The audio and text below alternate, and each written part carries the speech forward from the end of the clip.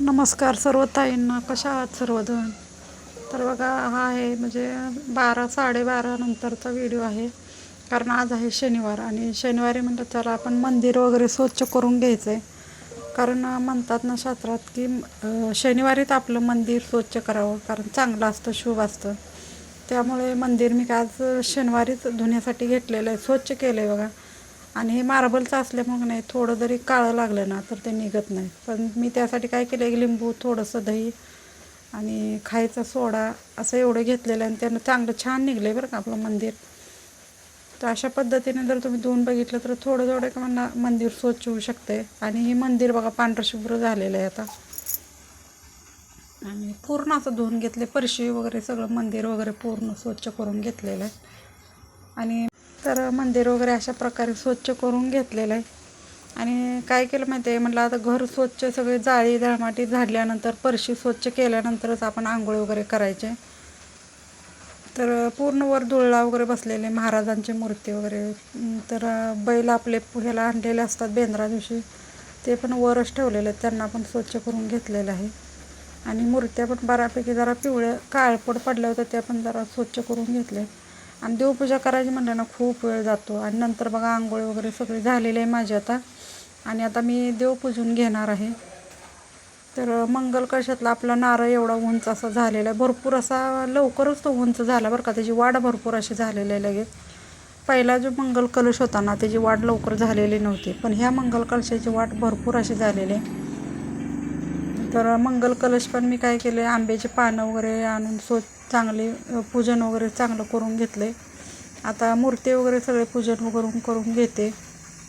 आणि बघा आता आभाळ पण आले, पावसाची शक्यता आहे, पटकन आपणाला असं करून घ्यायचं आहे.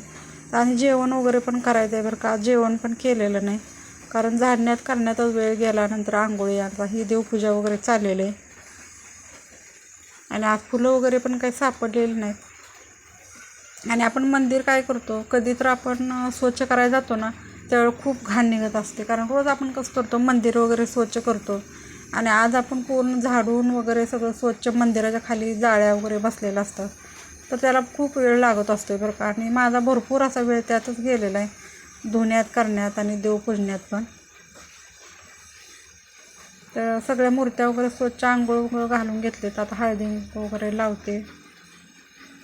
जेवण वगैरे थोडं बनवले, पण आता भाजी बनवायची राहिली. यानंतर देवपूजा केल्यानंतर मला भाजी पण बनवायची आहे.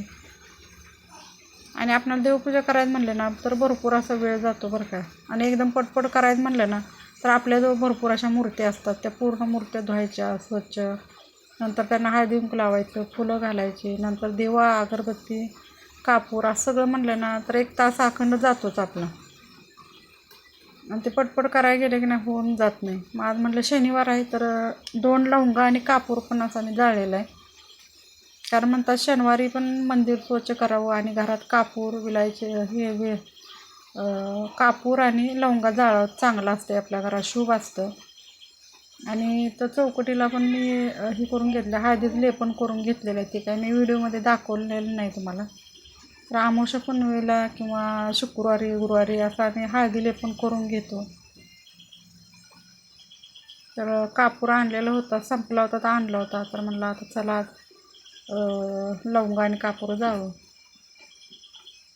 आणि मग अशा प्रकारे माझी देवपूजा झालेली आहे छानपैकी. तर मी केलेली देवपूजा तुम्हाला कशी वाटते नक्कीच कमेंट करून सांगत जावा. आणि अमृता काय करते, रोज तीच रोज सकाळी आंघोळ केली ना देवपूजा करत असते. मी आज खूप दिवसात ना देवपूजा केलेली आहे बरं का. कशी वाटते आपली देवपूजा छानपैकी.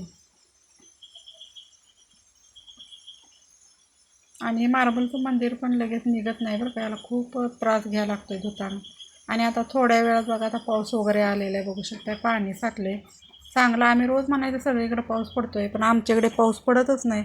पण आज आमच्याकडे भरपूर असा पाऊस पडलेला आहे बरं का.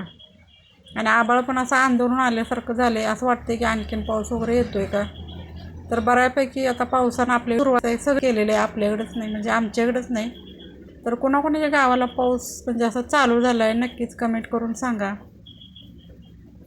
आता इथून पुढं तर आपल्याकडे आता पाऊस असणार, कारण आता उन्हाळे 3-4 महिने गेले, आता पावसाळा 4 महिने आता चालू राहणार. खरं उन्हाळा एवढा नको वाटतो, पावसाळा आपला छान वाटतो, गरम वगैरे होत नाही काय नाही. तर बघा वर रस्त्याला पण, रस्ता पण आमच्या घराच्या समोरच आहे.